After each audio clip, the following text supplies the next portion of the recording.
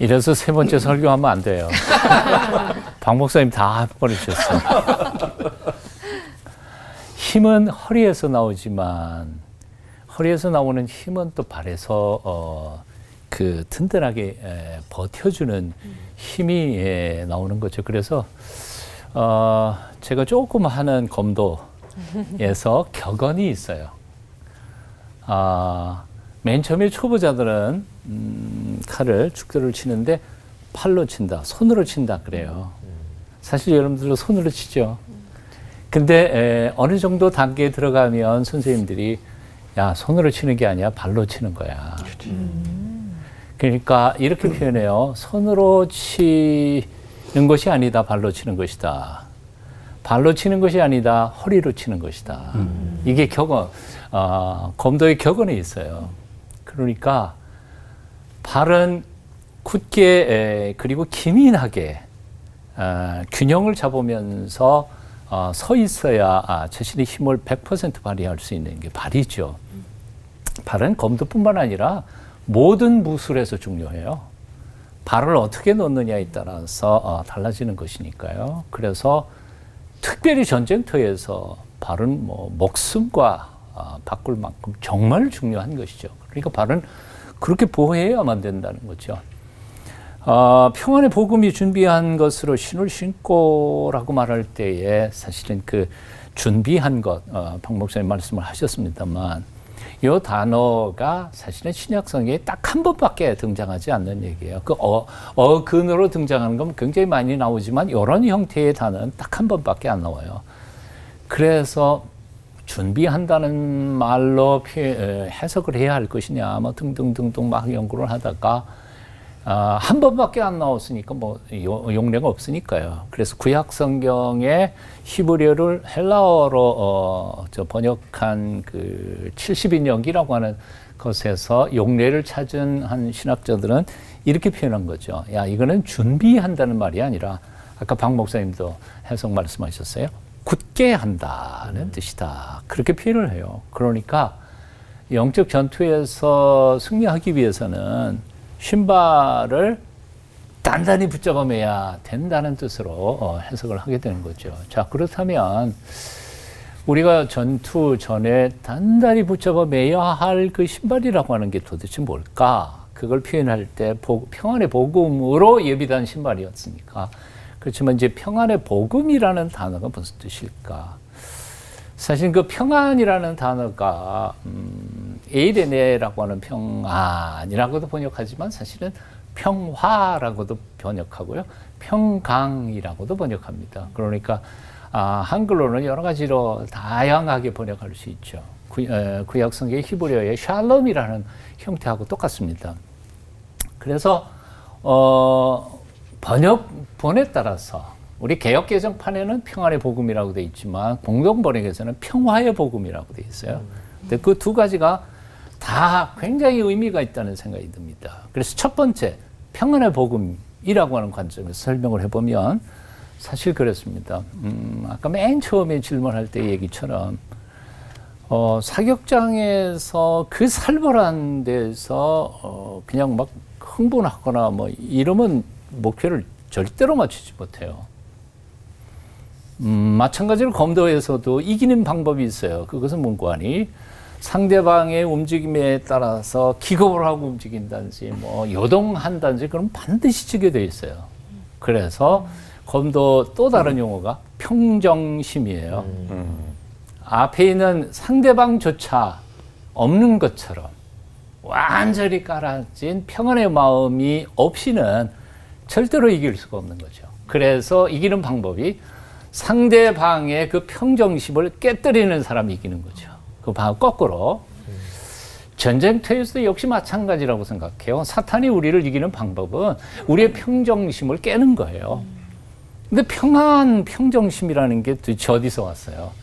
바로 나 어쩔 수 없어. 박 목사님 앞에서 말했으니까. 죄송합니다. 아니요.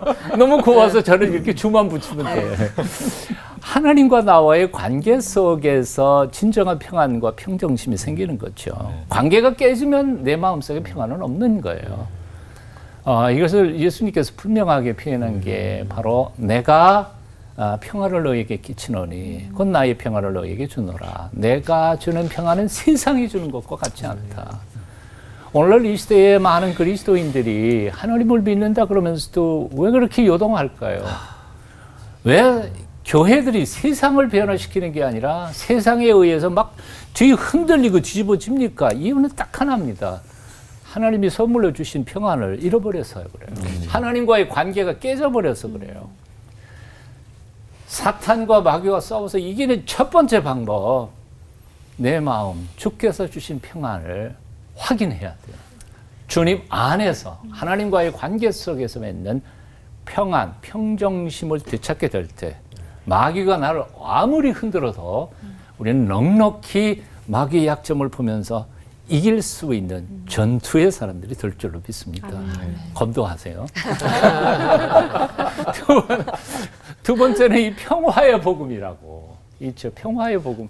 근데 아무리 읽어봐도 참 사도 바울이 지금 무슨 얘기를 하고 있냐면 전쟁에서 싸워서 이기는 비결, 전쟁에서 이기는 무기에 대하여 얘기하면서 평화의 복음을 얘기하고 있어요. 아무래도 앞뒤가 안 맞는 것 같잖아요. 근데 바로 여기에 역설적 진리가 숨어 있는 거죠. 마귀는 이기는 방법이 분열시키고 쪼개고 흩어놓는 거지만 하나님의 승리의 비결, 영적 전쟁에 있어서 그리스도인들의 승리의 비결은 평화케 하는 거죠. 평화함으로 이겨내는 겁니다. 마귀는 상대방을 죽여서 이기는 거지만 십자가의 방법은 내가 죽어서 그를 살리는 거거든요.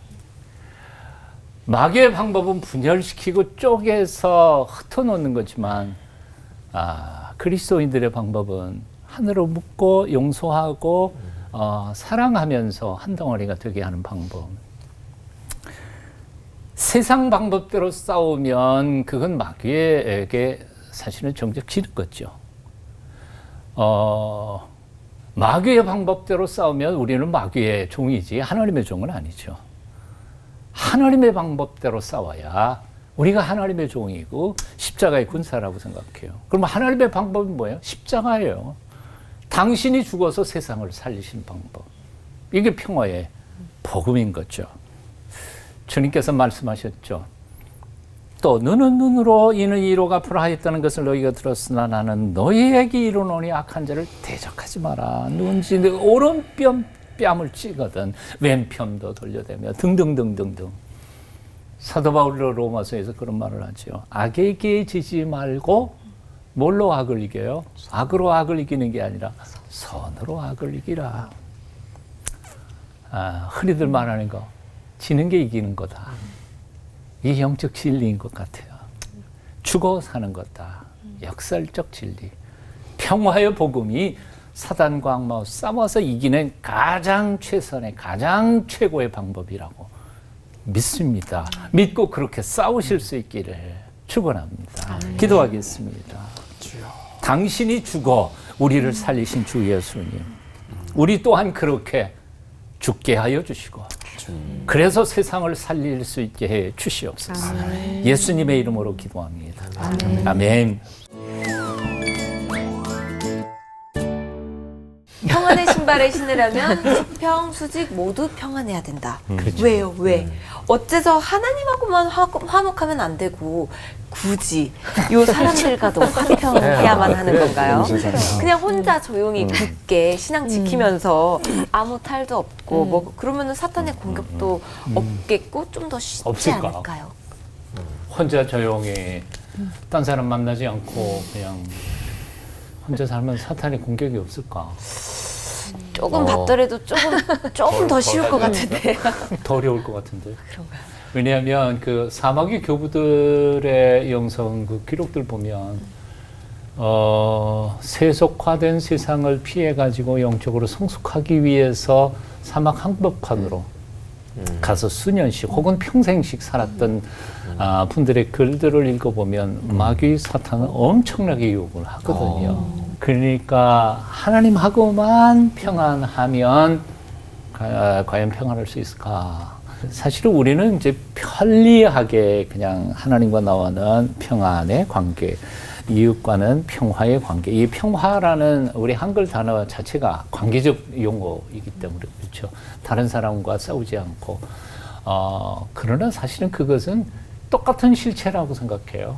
하나님 앞에 온전히 평안할 수 있는 사람만이 옆에 있는 사람하고도 평화로울 수 있는 것이고, 옆에 있는 사람과 평화롭지 못하면서 하나님하고 평안할 수 있다. 그건 불가능한 얘기고, 혼자 나 신앙생활 속 편하잖아요. 미운 놈 다 떼버리고 나 혼자 살면 제일 평안할 것 같은데 사실은 그런 사람이 가장 위험한 사람이라고 그러죠. 보네퍼라고 하는 분이 바로 그런 얘기를 했어요. 너 혼자 있기를 좋아하느냐? 함께 있기를 노력해라. 함께 있기를 좋아하느냐? 혼자 있기를 훈련해라. 왜냐하면 홀로만 있는 사람은 자기 독단에 빠지고 함께 있기만을 구하는 사람은 자기 자신을 잃어버릴 위험성이 있다는 거죠. 그러니까 우리는 함께 가야죠.